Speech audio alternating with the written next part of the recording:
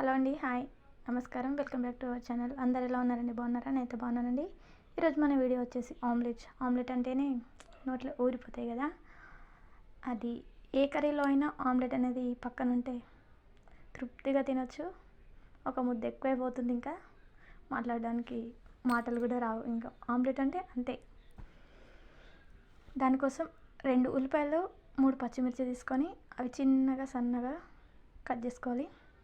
తర్వాత ఒక గిన్నెలో తీసుకొని దాంట్లోకి కొద్దిగా ఉప్పు, కారం, పసుపు వేసుకొని మొత్తం కలుపుకోవాలి. ఇలా అంటే మొత్తం బాగా కలిసిపోతుంది కారం అనేది, లేదంటే ఇట్లా పైన ఉండలు ఉండలుగా వస్తుంది. తర్వాత 3 eggs ఒకటొకటిగా దాంట్లో వేసుకొని మళ్ళీ ఒకసారి కలుపుకొని కొద్దిగా కొత్తిమీర వేసుకొని మొత్తం కలిసేలా ఒకసారి కలుపుకోవాలి. తర్వాత ఒక ప్యాన్ తీసుకొని దాంట్లో 1 టేబుల్ స్పూన్ ఆయిల్ వేసుకొని ఎగ్స్ మొత్తం దాంట్లో వేసుకోవాలి. ఇలా రౌండ్గా మొత్తం అనుకొని తర్వాత ఒక 2 minutes తర్వాత పక్కకి వేసుకుంటే సూపర్ టేస్టీ ఆమ్లెట్ రెడీ. మీలో ఎంతమందికి ఆమ్లెట్ అంటే ఇష్టం? కామెంట్ చేయండి. వీడియో నచ్చితే లైక్ చేయండి, సబ్స్క్రైబ్ చేయండి, షేర్ చేయండి.